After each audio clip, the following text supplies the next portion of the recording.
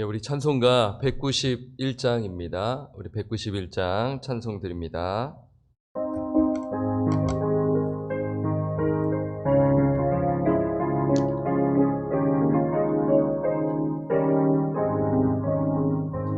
내가 매일 기쁘게 순례길 행함은 주의 팔이 나를 안보하며 내가 주의 큰 복을 받는 참된 비결은 주의 영이 함께함이라.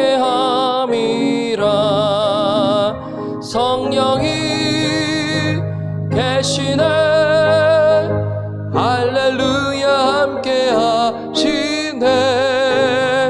좁은 길을 걸으며 밤낮 기뻐하는 것 주의 영이 함께함이라. 전에 죄에 빠져서 평안함이 없을 때 예수 십자가의 공로 힘입어 그 발 아래 엎드려 참된 평화 얻음인 주의 영이 함께함이라. 성령이 계시네 할렐루야 함께하시네. 좁은 길을 걸으며 밤낮 기뻐하는 것 주의 영이 함께함이라. 나와 동행하시고 모든 염려하시니 나는 숲의 새와 같이 기쁘다. 내가 기쁜 마음으로 주의 뜻을 행함은 주의 영이 함께함이라. 성령이 계시네 할렐루야 함께하시네. 좁은 길을 걸으며 밤낮 기뻐하는 것 주의 영이 함께함이라.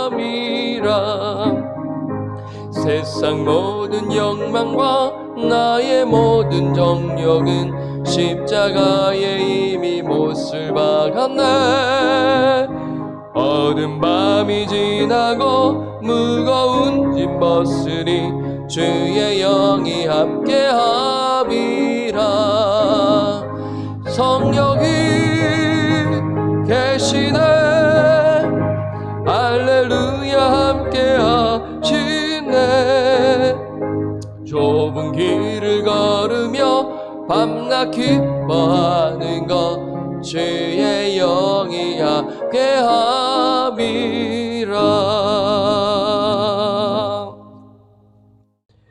사도행전 1장 1절에서 6절까지 말씀 보겠습니다. 사도행전 1장 1절에서 8절까지 찾으셨으면 함께 읽겠습니다.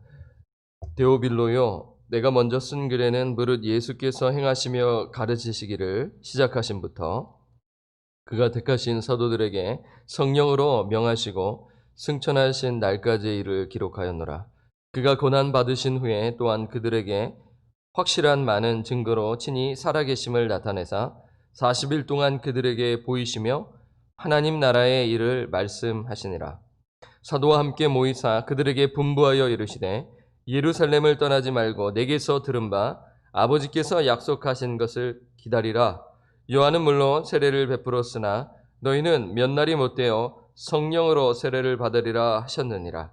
그들이 모였을 때 예수께 여쭈어 이르되 주께서 이스라엘 나라를 회복하심이 이때니까 하니 이르시되 때와 시기는 아버지께서 자기의 권한에 두셨으니 너희가 알 바 아니요 오직 성령이 너희에게 임하시면 너희가 권능을 받고 예루살렘과 온 유대와 사마리아와 땅끝까지 이르러 네 증인이 되리라 하시니라.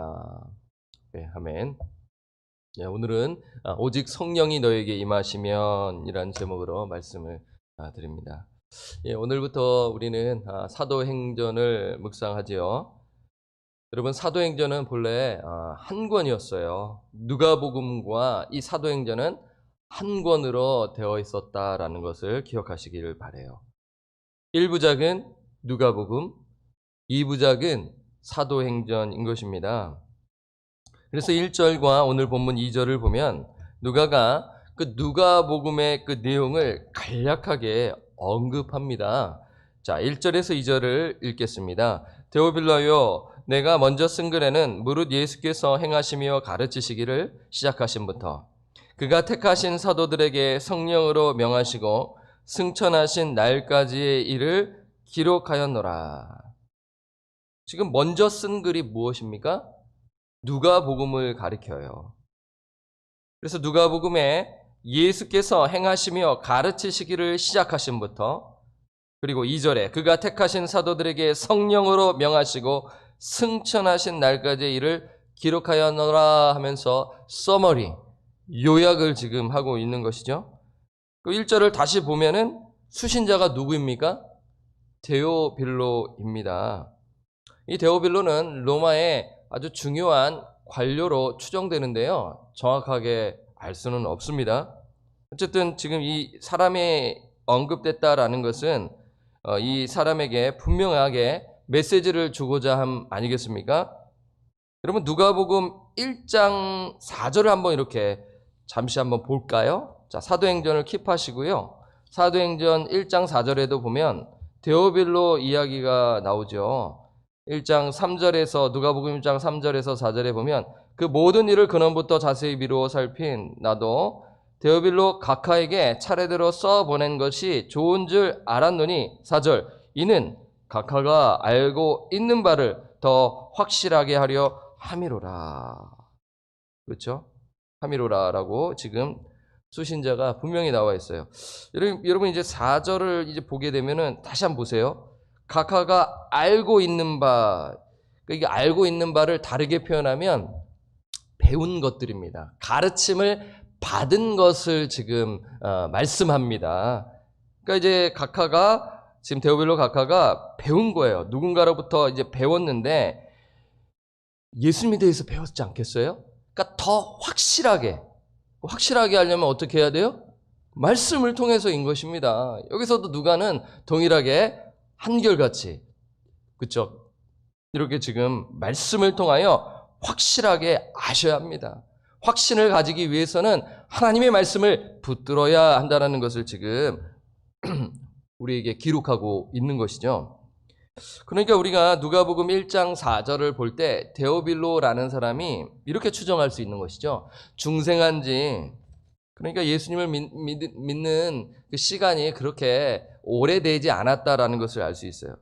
얼마 되었다라는 것은 알 수 없지만 이제 중생한 지 얼마 안 된 이 그리스도임을 암시하는 것이죠. 그가 말씀을 배웠지만 더 확실하게 하기 위해서는 말씀이 필요한 것이에요. 그래서 누가복음을 기록한 것이에요. 우리는 여기서 이 1장 4절, 누가복음의 1장 4절과 그리고 이 사도행전 이 인트로덕션이라고 할 수 있습니다. 사도행전의 그 1장은 서론이라고 할 수가 있는데요. 누가의 관심을 알 수가 있어요. 여러분 누가의 관심은 무엇일까요? 교육입니다. 교육. 예, 양육이라고도 할 수가 있는데요. 가르치는 것이에요. 그러니까 누가의 관심은 신학에 있었고 그리고 우리가 많은 사도들이 나오잖아요. 어떻게 보면 이 사도들에게 관심을 갖는 것처럼 보이잖아요. 사도행전이니까. 아니에요. 사도들은 그냥 도구에 불과합니다. 누가의 관심은 신학이요. 누가의 관심은 또한 교육이었다. 양육이었다라는 것을 꼭 기억하시기를 바라요. 그래서 누가복음도 그렇고 사도행전도 마찬가지라는 것이죠. 그러니까 예수님께서 여러분 보세요. 오늘 말씀 보면은 나타나는데요. 40일 동안 예수님께서 부활하시고 40일 동안 제자들에게 나타나셨는데 예수님께서 무엇을 가르치셨어요?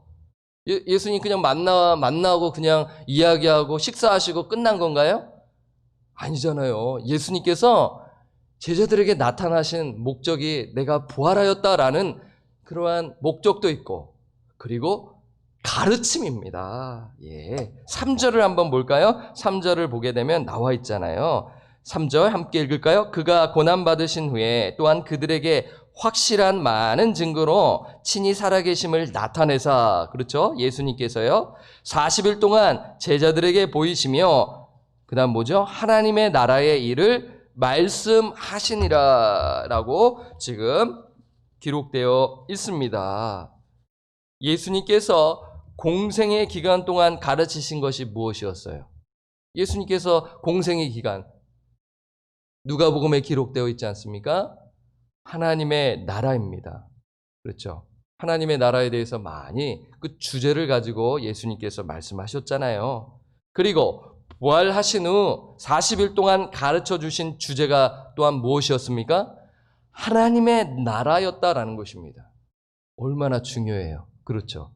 그러니까 누가의 관심이 가르치는 것인데 그 가르침의 주제가 하나님의 나라였다입니다. 그리고요, 예수님께서 가르쳐 주신 두 번째 주제가 있다예요. 자, 한번 볼까요? 4절에서 5절에 나와 있는 것입니다. 첫 번째 주제는 뭐예요? 하나님의 나라. 두 번째 주제는 4절과 5절을 볼까요? 자, 4절. 사도와 함께 모이사 그들에게 분부하여 이르시되 예루살렘을 떠나지 말고 내게서 들은 바 아버지께서 약속하신 것 무엇입니까? 성령을 기다리라라는 것이죠. 5절. 요한은 물로 세례를 베풀었으나 너희는 몇 날이 못되어 성령으로 세례를 받으리라 하셨느니라. 그렇죠. 지금 예수님께서 하나님의 나라를 가르치셨어요. 지금 승천하시기 전에 마지막 가르침이 뭐예요? 하나님의 나라이고 그리고 성령이라는 것입니다. 그래서 예수님께서 사도들에게 예루살렘을 떠나지 말라. 아버지께서 약속하신 성령을 기다리라고 하셨습니다. 언제요? 지금 이렇게도 말씀하시지만 요한복음 여러분 잘 아시잖아요. 우리 성경 공부하셨지 않습니까? 그렇죠? 보혜사 성령을 보내겠다. 아버지께서 보내시겠다. 나를 통해서 보혜사 성령을 보내겠으니 너희들 기도하고 준비하라 라는 말씀을 하신 것이죠. 그래서 요한은 물로 세례를 베풀었으나 너희는 몇 날이 못돼요. 그러니까 몇 날이 못돼요. 그러니까 문자적으로 봤었을 때 지금 40일이니까 오순절 성령 강림 사건이 이제 10일 뒤에, 그렇죠? 10일 뒤에 이제 오순절 성령 강림 사건이 일어날 것이다라는 것을 우리가 생각할 수가 있는 것입니다. 그래서 몇 날이 못돼요? 무엇으로요? 성령으로 세례를 받을 것을 약속하십니다. 다시요, 정리합니다. 예수님의 첫 번째 가르침이 무엇입니까? 하나님의 나라입니다. 두 번째 가르침은 무엇입니까? 성령인 것이에요. 그러니까 예수님께서 성령 세례를 언급하시는데요. 오늘은 이 성령 세례에 대해서 자세히 말씀은 안 드릴게요. 오늘 본문의 뒤에 부분 또한 있기 때문에 그런데요. 여러분, 성령 세례는 간단하게 말씀을 드리면 하나님의 영이 육체에 부어지는 것을 가리키는 것입니다. 그래서 가까운 그 시간 속에 2장에 언급되어 있는 것을 우리가 생각할 수가 있는 것이고요.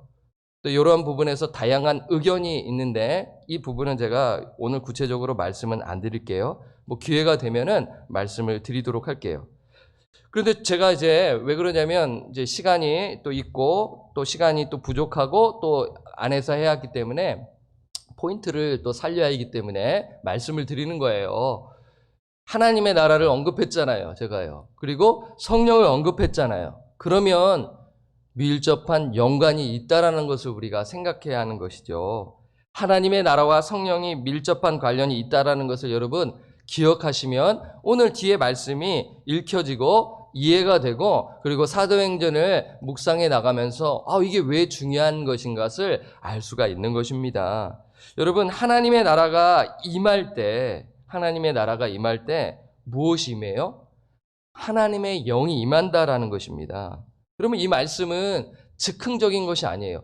그냥 여기서 예수님께서 그냥 딱 말씀하신 것이 아니라 구약에서 예언된 것이죠.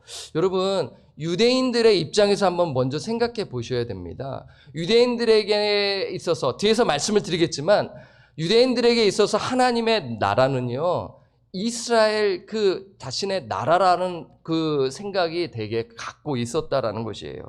그러니까 이스라엘의 회복에 대한 관심이 높은 것입니다. 그러니까 왜 자꾸 왜 이렇게 이스라엘의 회복을 물어볼까? 우리는 참 이해가 안 될 수가 있잖아요.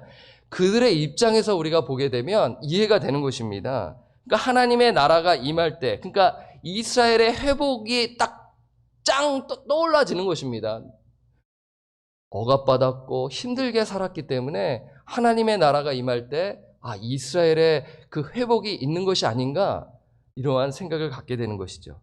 그러니까 유대인들에게 있어서 하나님의 나라가 임할 때 성령이 부어주실 것을 그 약속의 말씀을 통해 이 제자들은 잘 알고 있었다라는 것을 우리가 알 수가 있는 것이죠. 그래서 이사야서 44장 3절에 말씀을 읽어드리면, 나는 목마른 자에게 물을 주며 마른 땅에 시내가 흐르게 하며 나의 영을, 하나님의 영을 네 자손에게, 나의 복을 네 후손에게 부어주리니. 그러니까 영을 부어주겠다. 이스라엘의 회복이 있을 것인데 영을 부어주겠다라는 그러한 예언된 말씀이 있는 것이죠. 에스겔서 36장 25절에서 27절.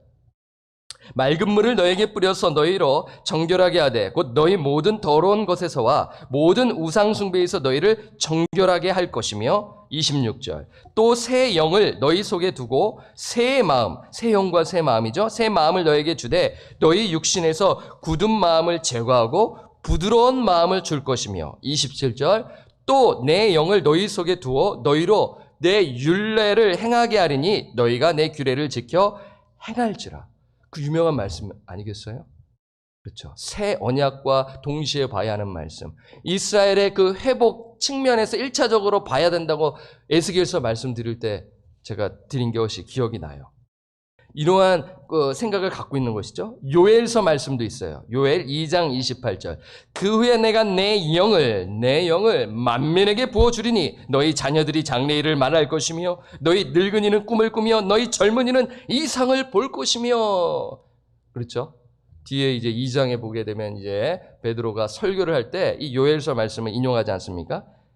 지금 여러분 다시 한번 정리를 하면요, 예수님의 제자들은요, 하나님의 영이 부어진다라는 것을, 하나님의 나라가 임한다라는 것을 알았다라는 것이에요. 그렇기 때문에 6절에 이렇게 질문을 하는 것입니다. 그냥 생뚱맞게 그냥 덩그러니 나오는 말씀이 아니라, 유대인들의 생각에는 그 하나님의 나라는 이스라엘의 회복에 그 관련성이 있다라는 것이에요. 유대인이기 때문에 그래요. 그들의 그 백그라운드가 그렇기 때문인 것이에요. 6절을 한번 볼까요? 자, 그들이 모였을 때, 제자들이 모였을 때 예수께 여쭈어 이르되 주께서 이스라엘 나라를 회복하심이 이때니까 하니.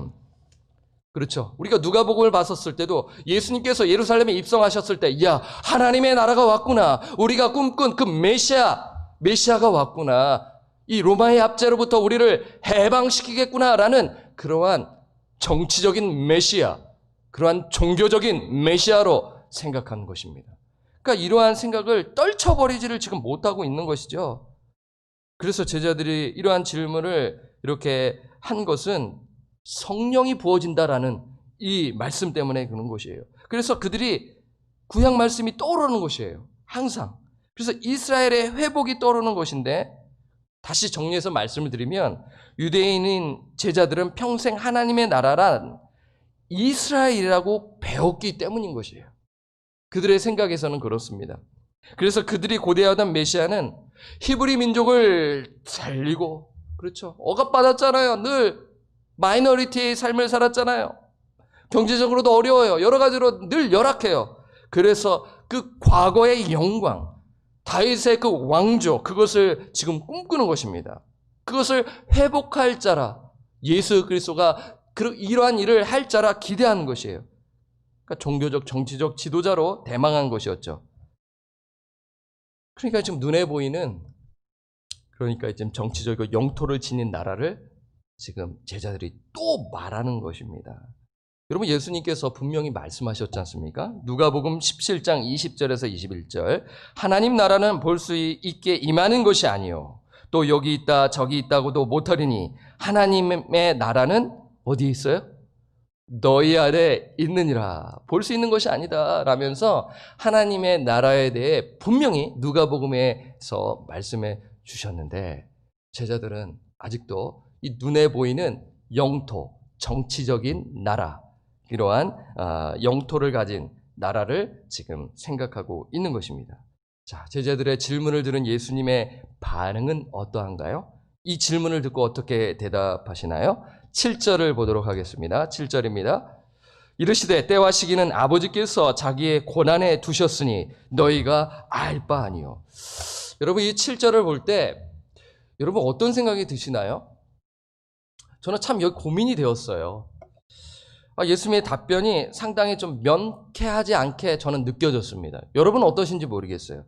그러니까 저는 그래요. 예수님의 답변을 볼 때 이중적인 의미가 있는 것이 아닌가. 지금 이스라엘 나라를 회복하시면 이때니까 하면 아니야 라고 부정하시면서 그게 아니야 라면서 나무라시거나 뭐 하면서 구체적으로 말씀해 주셔야 하는데 지금 이르시되 때와 시기는 아버지께서 자기의 권한에 두셨다. 너희가 알 바 아니다. 그러니까 저는 이중적인 의미가 있다라고 보는 것이에요. 먼저는 유대인들을 향한 하나님의 계획이 성부 하나님만이 아신다. 그러니까 로마서에서 말씀하는 로마서 9장에서 11장에 말씀하는 그 바울이 유대인들을 향한 애틋한 마음이 있지 않습니까? 유대인들 그 복음, 예수 그리스도 믿는 믿음 안에서 결국 성령의 역사로 그들이 돌아오게 될 것이다 라는 것을 사도 바울은 그 부분을 로마서에서 언급하고 있습니다. 그래서 저는 이것을 볼 때 예수님의 답변을 볼 때 유대인들을 향한 하나님의 그 계획이 있다라는 것이에요. 그것은 여러분 오해하지 마시기 바랍니다. 예수 그리스도를 통해서입니다. 복음이신 예수 그리스도를 통해서 유대인들이 회심의 역사가 이루어진다라는 것을 제가 말씀드리는 것입니다. 이 계획이 성부 하나님만이 아신다라는 것으로 저는 이해하고 싶고요. 두 번째는 무엇이냐면 완성될 하나님의 나라를 말하는 것이에요. 제가 이제 서두에서부터 끌고 왔잖아요. 하나님의 나라와 성령은 연관되어 있다. 그래서 지금 그 하나님의 나라가 완성될 때가 있다라는 것이에요. 하나님의 나라가 이미 임했습니다. 예수 그리스도의 초림 때 예수 그리스도 믿는 자에게 임했어요. 하지만 아직 완성되지 않았다라는 측면에서 그 하나님의 나라의 완성의 그 때와 시기는 누구만이 아신다요? 성부 하나님만이 아신다라는 것을 지금 말씀하고 있는 것입니다. 너희가 알 바 아니다. 그리고 주시는 말씀이 8절이에요. 여러분 이 8절을 볼 때요. 여러분 우리 말에는 오직이라고 표현되어 있는데 영어로 보면은 but이라고 나와 있어요. 여러분 혹시 발견해 보셨어요? 발견해 보셨나요? but이라고 나와 있어요. 그러면 but 접속사가 나와 있다라는 것은 대조이잖아요. 7절과 8절을 대조하는 것이에요. 자, 7절을 다시 읽으면 이르시되 때와 시기는 아버지께서 자기의 권한에 두셨으니 너희가 알 바가 아니라 알 바가 아니요. 그러나 이걸 이제 우리말로 오직이라고 해서 이제 뒤에 부분을 강조하기 위해서 오직이라는 이렇게 이제 번역을 한 것으로 저는 생각을 하는데요. but이에요. 오히려 정확한 번역은 그러나라고 하면 되는데 이제 왜 이렇게 했는지 저는 좀 이해가 되질 않습니다. 저의 수준에서는 말입니다. 그래서 하지만 성령이 너에게 임하시면 너희가 권능을 받고 예루살렘과 온 유대와 사마리아와 땅끝까지 이르러 내 증인이 되리라 하시니라. 그러니까 예수님의 제자들은 지금 이스라엘의 회복에 관심을 가지고 말씀을 지금 했는데 예수님의 답변은 좀 이중적인 의미가 있다고 말씀을 드렸지 않습니까? 이스라엘을 향한 하나님의 그 특별한 계획 플러스 그리고 완성될 하나님의 그 나라 그 때와 기간은 누구만이 아셔요? 하나님 아버지만 아신다. 너희들이 알 바가 아니야. 하지만 너희들의 관심은 무엇이냐? 하지만 성령이 너희에게 임하면 너희들이 감당해야 할 것이 무엇이야? 증이라는 것이에요. 너희들의 관심은 그거 너희가 알 바가 아니야. 그러니까 하나님께 맡겨. 하나님의 나라가 임하려면 성령이 임해야 되는데 그러기 위해서는 증인의 삶을 살아야 돼. 너희 사명은 이것이야 라는 것을 말씀하고 있는 것입니다. 그래서 지금 다시 뭘 언급하는 거예요? 8절에요. 오직 성령이 너에게 임하시면 다시 예수님께서는 그 나라에 대한 주제와 그리고 성령에 대한 주제를 지금 말씀하고 있는 것입니다. 여러분 증인이 되기 전 어떠한 일이 있어야 돼요? 어떤 일이 있어야 돼요? 성령이 임해야 된다는 것입니다. 얼마나 중요해요. 그러니까 1차적으로 우리가 이제 사도행전을 봤었을 때, 문맥적으로 봤었을 때 오순절 성령 강림 사건을 지금 말하고 있는 것이죠. 여러분 이 부분에서 한번 잘 생각해 보세요. 근데 너무나 잘 알고 있기 때문에 여러분 한번 거꾸로 한번 생각해 보시기를 바라요. 여러분 신약 시대에 성령이 임하는 것이 얼마나 은혜인지는 구약 시대를 보면 알 수가 있다라는 것입니다. 구약에서 성령의 능력은 모두에게 주어진 것이 아닙니다. 누구에게 주어졌나요? 왕과 제사장들에게 국한되었습니다. 간혹 일반 사람에게 임할 때 있었어요. 그럴 때는 하나님께서 무언가 일을 이루시기 위해서 특별하게 하신 것이에요. 그래서 구약에서 성령 충만은 놀라운 선물입니다. 한시적이었어요. 여러분 다윗이 범죄했었을 때 시편 51편 11절에 주의 성령을 내게서 거두지 마소서라고 이렇게 기도하잖아요. 성령이 떠날 수 있다라는 것을 암시하지 않습니까? 사울 왕에도 임했다가 떠나지 않나요? 구약 시대에 그랬단 말이에요. 그래서 성령의 임재를 평생 누린 사람은 극소수입니다. 그중 하나가 세례 요한이에요. 세례 요한은 성령의 충만함에 힘입어 사역을 감당하고 목배임을 당하지 않았습니까? 예수님께서 인정하신 그러한 사람이에요. 성령의 임재 가운데 사역을 감당한 것입니다. 여러분 예수님도 그렇잖아요. 누가는요, 여러분 누가복음을 읽으면 기억나시나요? 성령에 관심이 있었던 사람이었어요. 성령 충만을 강조했어요.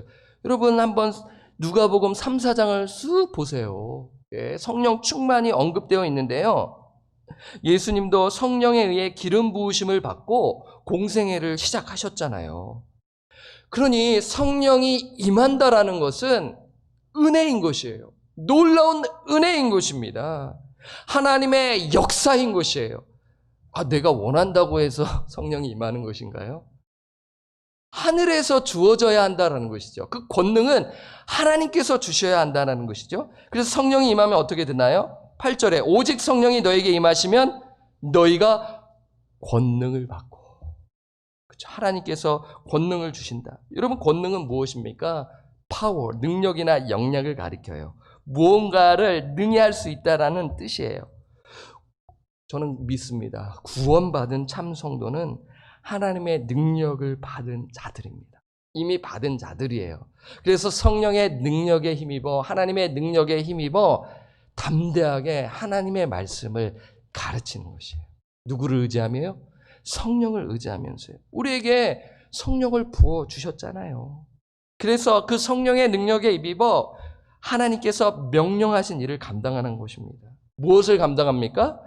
8절 오직 성령이 너에게 임하시면 너희가 권능을 받고 예루살렘과 온 유대와 사마리아 땅 끝까지 이르러 내 증인이 되리라 하시니라.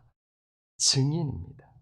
증인의 역할은 예수 그리스도의 죽으심과 부활을 전하는 것입니다. 여러분 통독하시면 성령 충만함을 받은 자의 입술에서 무엇이 나오나요? 예수 그리스도. 예수 그리스도.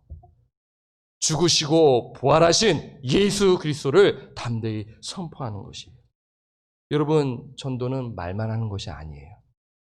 오해하지 마세요.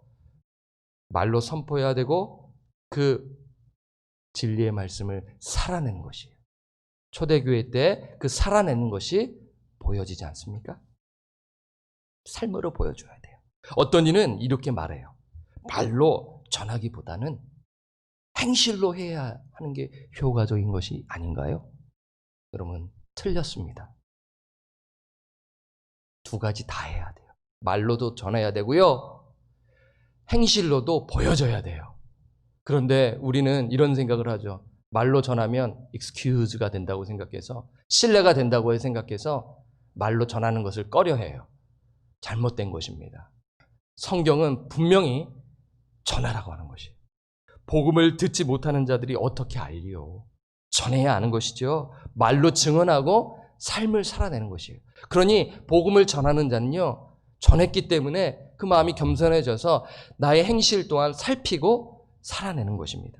오순절 성령 사건이 일어날 때 사도 베드로가 담대하게 복음을 전하지 않습니까? 회심의 역사가 일어나는 거예요. 예루살렘 교회가 탄생하는 것입니다. 얼마나 감사합니까? 유대와 사마리아, 그러니까 오직 성령이 너에게 임하시면, 그렇죠, 너희가 권능을 받고 예루살렘과 온 유대와 사마리아와 확장되어 가는 것이에요. 무엇이 확장되어 가는 것입니까? 하나님의 나라입니다. 제가 성령을 언급했죠?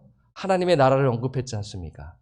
성령이 임하면 예루살렘과 유대와 사마리아와 땅끝까지 하나님의 나라가 확장된다라는 것이죠. 로마, 그렇죠. 또 그때 당시에 사람들은 땅끝이 스페인이라고 생각한 곳이에요. 스페인에 이르기까지 된다라는 것을 지금 기억하며 기록한 것이죠. 그래서 전 세계에 지금 하나님의 나라가 확장되어 가고 있는 것이에요. 언제 확장되나요? 성령이 임할 때입니다. 사랑하는 여러분, 하나님의 나라의 확장은 총이나 칼로, 인간의 말, 인간의 지혜로 확장되어 가는 것이 아니에요. 무력으로 이루어지는 것이 아니에요. 황제의 그 군사력으로, 그 당시에 헬라 제국, 당시에 그 알렉산더가 그 나라를 이루었지 않았습니까? 그러한 무력으로 이루는 것이 아니라 하나님의 나라는 평화의 복음으로 이루어진다라는 것이죠. 죽은 영혼에게 하나님의 말씀이 선포될 때 성령이 임하여 하나님의 나라가 임하는 것입니다. 눈이 열리고 귀가 열리게 되는 역사인 것이에요. 그때는 눈이 닫혀 있는 것이에요. 귀가 닫혀 있는 거예요. 말씀이 들려지지 않는 것이에요. 이해가 되지 않는 것입니다. 이게 무슨 소리래? 이해가 되지 않아요. 이해가 되지 않아요. 덮는 거예요. 근데 어느 날 복음을 듣고 진지하게 고민하고 그 다음에 내가 죽은 후에 그 영원한 세계가 있다라는 말에 고민하는 거예요. 이 땅이 마지막이 아니다. 내가 죽음 후에 영원한 하나님의 나라가 있다. 그 하나님의 나라를 이 땅 가운데 풍성히 누리며 사시기를 바라요 하면서 하나님의 나라를 선포하는 것입니다. 그렇죠. 그러면 그 영혼이 성령의 역사로 말미암아 하나님의 영이 임하여 하나님의 통치를 받게 되는 삶을 살게 되는 것이죠. 다른 말로 성령의 통치 아래. 여러분, 성령 충만이 뭐예요? 성령의 지배를 받는 것 아니겠습니까? 성령의 통치 아래 하나님의 능력을 삶 가운데 어디에서요? 이 땅 가운데에서 누릴 수 있다라는 것입니다. 누구를 통해서요? 성령의 역사를 통해서요. 그런데 꼭 필요한 것이 있습니다. 무엇입니까? 증인이 필요합니다. 증인이 필요해요. 그 섬기는 자가 필요한 것입니다. 그래서 여러분, 중생한 영혼은요, 관심이 이 땅이 아니에요. 하나님의 나라입니다. 먼저 하나님의 나라와 의를 구하려고 마음에 두고 비즈니스를 하는 거예요. 열심히 사업을 하는 것입니다. 하나님의 나라를 위해서요. 그래서 중생한 영혼은요, 성령을 의지하며 예수의 복음을 전하고 복음을 살아나는 인생이 되는 것이죠. 왜 그래요? 그 영혼이 하나님의 나라가 임했기 때문이에요. 성령이 임했기 때문입니다. 성령의 지배를 받기 때문이에요. 중생한 영혼에 누가 있어요? 하나님의 영이 있기 때문이에요. 로마서 8장 9절에 만일 너희 속에 하나님의 영이 거하시면 너희가 육신에 있지 아니하고 영에 있나니 누구든지 그리스도의 영이 없으면 그리스도의 사람이 아니라. 성령이 얼마나 중요합니까? 하나님 나라의 시작은요, 그래서 여러분 기억하시기를 바랍니다. 말씀의 역사와 성령의 역사로 인해 죽은 영혼이 거듭날 때 시작되는 것입니다. 저는 이렇게 믿습니다. 그래서 복음 전파와 말씀 사역이 중요한 것이에요. 그래서 중요한 것입니다. 그래서 성령이 임해야 돼요. 그 영혼에 성령이 임해야 되는 것입니다. 교육자뿐만 아니라 모든 믿음의 성도들이 함께 말씀을 선포하는 것이에요. 말씀을 함께 가르치는 거예요. 목회자뿐만 아니라 중생한 성도들 한 분 한 분이 말씀으로 무장하여, 복음으로 무장하여 한 명 한 영혼을 국률이 여기며 가르치는 것입니다. 그 가르칠 때 성령의 역사가 일어나는 것이죠. 하나님께서 역사하실 것을 기대하며 기도하며 겸손히 가르치는 것입니다. 무엇을 가르쳐야 돼요? 하나님의 나라를 가르쳐야 하는 것입니다. 사도행전 8장 12절 여러분 찾으실 수 있으면 찾아보세요. 8장 12절 빌립이 하나님 나라와 및 예수 그리스도의 이름에 관하여 전도함을 그들이 믿고 남녀가 다 세례를 받으니. 사도행전 20장 25절 보라 내가 여러분 중에 왕래하며 하나님의 나라를 전파하였으나 이제는 여러분이 다 내 얼굴을 다시 보지 못할 줄 아노라. 여러분 마지막 장 한번 보겠습니다. 사도행전 28장 읽고요. 그 다음에 설교를 마치겠습니다. 28장 23절을 보겠습니다. 자, 사도 바울이 이제 복음을 전하는 것인데요. 28장 23절 그들이 날짜를 정하고 그가 유숙하는 집에 많이 오니. 이제 바울이 이제 가택연금을 받게 되었는데 찾아오는 것이에요. 그때 무엇을 해요? 바울이 아침부터 저녁까지 강론하여 뭘 증언해요? 하나님의 나라를 증언하고. 뭘 증언했습니까? 하나님의 나라를 증언하고 모세의 율법과 선지자의 말을 가지고 예수에 대하여 권하더라 가르치고 있는 것입니다. 마지막 절 볼까요? 28장 31절 함께 읽겠습니다. 시작. 하나님의 나라를 전파하며 주 예수 그리스도에 관한 모든 것을 담대하게 거침없이 가르치더라. 바울은 하나님의 나라를 감옥에서도 전파하였습니다. 예수 그리스도에 관한 모든 것을 담대하게 거침없이 가르친 것이에요. 그때 성령님이 역사하십니다. 우리 방주교회가 말씀을 가르칠 때 성령의 역사가 일어나 하나님의 나라가 확정되기를 소원합니다. 우리는 이 일에 관심을 갖고요, 예배하고 말씀을 가르쳐야 하는 것입니다. 말씀을 선포해야 하는 것이에요. 주님 다시 오시는 그날까지 하나님의 나라를 위해 쓰임받는 주님의 백성들 되시기를 주님의 이름으로 간절히 축원합니다. 아멘. 우리 찬송가 185장입니다.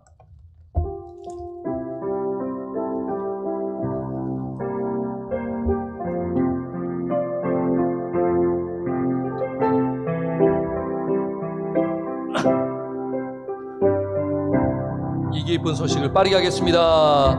이 기쁜 소식을 온 세상 전하세.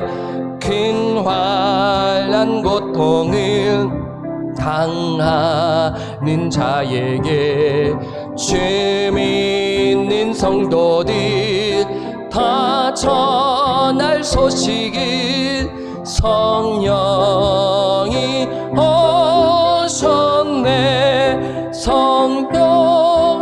오셨네. 성령이 오셨네. 내 주님 보내신 성령이 오셨네. 이 기쁜 소식은 온 세상 전하세. 성령이 오셨네. 만왕의 왕께서 저 사로잡힌 자 다 구원하시고 잠자유 주셨네. 승리의 노래가 온 성에 들리리. 성령이 오셨네. 성령이 오셨네. 성령이 오셨네. 내 주님 보내신 성령이 오셨네. 이 기쁜 소식을 온 세상 전하세. 성령이 오셨네. 한없는 사랑과 깊으신 은혜를 늘 의심하면서 안 믿는 자에게 내 작은 입으로 곧 증언하리리. 성령이 오셨네. 성령이 오셨네. 성령이 오셨네. 내 주님 보내신 성령이 오셨네. 이 기쁜 소식은 온 세상 전하세 성령이 오셨네. 예, 오늘 1장 말씀이 좀 중요합니다. 인트로덕션이라서 또 자세하게 말씀을 드렸는데요. 성령이 임하여 우리에게 권능을 부어 주셨습니다. 여러분, 우리가 그래서 성령님을 의지하며 거침없이 하나님의 나라의 복음을 가정과 교회 안에서 가르쳐야 하는 것입니다. 중요해요. 제가 이 말씀을 선포하는 것은 제가 실천하겠다라는 것입니다. 저도 함께 실천하겠습니다라는 것입니다. 제 자녀들을 복음을 가르치는 거예요. 말씀을 가르치는 것이에요. 왜요? 커서 제 아이들이 입술을 벌려서 성령이 임하여 성령의 권능에 임하며 다른 사람에게 복음을 가르치고 말씀을 가르쳐야 하는 것 아니겠습니까? 그 목적이죠. 예수의 사람이 되어 하나님의 사람이 되어 거침없이 담대하게 말씀을 가르치는 것. 가정에서 가르치십시오. 그리고 이웃들, 친지들 여러분 관계를 잘 맺으셔서 예수님의 그 말씀 복음을 가르치셔야 합니다. 그 때가 있어요. 여러분 준비하셔야 됩니다. 기도로 준비하시고요. 말씀을 암송하셔서 막 가르치셔야 돼요. 그 타이밍 몰라요. 병상에서 갈급할 때 성경을 펴서 여러분이 직접 복음을 가르치셔야 되죠. 말씀을 가르치셔야 하는 것이에요. 잃어버린 영혼과 연약한 영혼에게 우리 교회가 말씀을 가르치게 하옵소서. 교육자들이 성령 충만한 가운데 말씀을 잘 준비하여 이 온라인 예배 가운데 하나님의 말씀을 조금 더 여러분 목회자에게 관심을 갖는 것입니까? 하나님의 말씀에 관심을 갖는 것이죠. 여러분 이것이에요. 저의 바람은 이것입니다. 온라인 말씀 사역 가운데 성도들이 하나님의 말씀을 사모하여 예수의 제자로 살아가게 없어서 성령 하나님 우리 방주교회 인도하여 주옵소서라고 성령 공동체로 살아가는 그 중심에 무엇입니까? 하나님의 말씀입니다. 복음입니다. 기도해 주시고요. 선교사님을 위해서 복음과 말씀이 선포되고 양육이 이루어질 때 선교지에 하나님의 나라가 확장되게 하옵소서, 하나님의 나라가 그 땅 가운데 임하게 하옵소서라고 선교지를 위해서 기도해 주시고, 세 번째는 내년 사역과 예산, 그리고 담임 목사 청빙, 그리고 유수사자 청빙, 또 교회를 위해서 여러분 계속적으로 기도해 주십시오. 제가 기도하고요. 오늘 예배 주기도문함으로 마치도록 하겠습니다. 기도합니다. 사랑의 주님 감사함을 드립니다. 오늘 하루 이 새벽을 깨워 아버지 TV 앞에서 아버지 앞에 예배 드립니다. 영과 진리 안에서 예배 드립니다. 예수 그리스도 믿는 믿음 안에서 아버지 보혈의 능력을 의지하며 하나님 아버지께 담대히 나아갑니다. 하나님 성령께서 한 분 한 분 가운데 충만히 임재하시는 줄 믿습니다. 우리의 마음을 뜨겁게 하시고 하나님의 음성을 듣고 그 말씀 붙들고 아버지 나아가는 오늘 하루가 되게 하여 주옵소서. 성령 하나님, 오늘부터 사도행전 말씀을 읽습니다. 유일한 역사서인 이 성령의 행전, 하나님 사도들이 복음을 전하고 하나님의 나라가 확장되어지고 그리고 교회가 세워지는 이 과정을 보면서 하나님 우리 교회에 주시는 그런 교훈을, 영적 교훈을 스스로 발견하게 하여 주옵소서. 간절히 기도하는 것은 하나님의 나라, 그 천국 복음을 가정에서 우리 부모들이 가르치게 하시고 아버지 장성한 자녀들을 위하여 기도하게 하시고 복음 사역자를 만나 떠나 있는 영적으로 지금 교회를 다니지 아니하고 신앙을 쉬고 있는 자녀들을 위하여 기도하게 하시고 또한 교회를 위하여 기도하되 저희 교회가 하나님 말씀 사역이 더 뜨겁게 하시고 하나님의 말씀을 사모하는 자들이 한 명 한 명 세워져 나가게 하여 주옵소서. 초대교회가 같이 아버지 성령님께서 역사하시는 그러한 교회 우리 방주 공동체가 되게 하여 주옵소서. 이 일에 아버지 교육자들이 앞장서서 말씀 충만케 하시고 성령 충만하여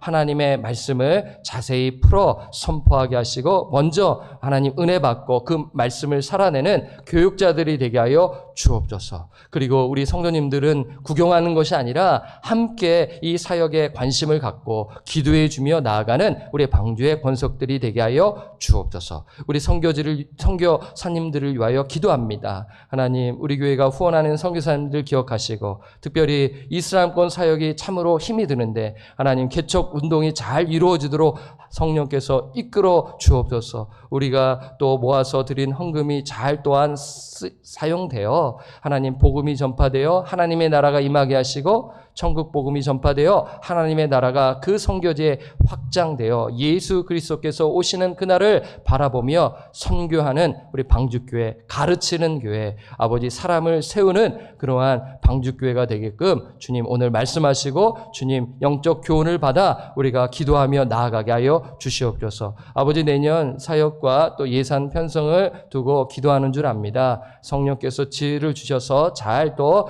짜게 하시고 하나님께서 이끌어 주옵소서. 또 담임 목사 청빙, 또 유수 사역자 청빙, 아버지 지금 참 코로나로 인하여 지금 진행이 더딘데 아버지 내년에 잘 또 준비하여 이루어지도록 하나님께서 예비하신 교육자들이 청빙되어지도록 인도하여 주옵소서. 하나님께 감사를 드리옵고 예수님의 이름으로 기도드립니다.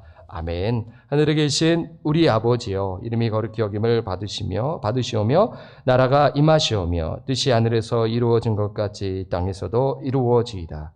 오늘날 우리에게 일용할 양식을 주옵시고 우리가 우리에게 죄 지은 자를 사하여 준 것 같이 우리 죄를 사하여 주옵시고 우리를 시험에 들게 하지 마옵시고 다만 악에서 구하옵소서. 대개 나라와 권세와 영광이 아버지께 영원히 있사옵나이다. 말씀과 기도로 오늘 하루를 시작하시고요. 내일 뵙도록 하겠습니다.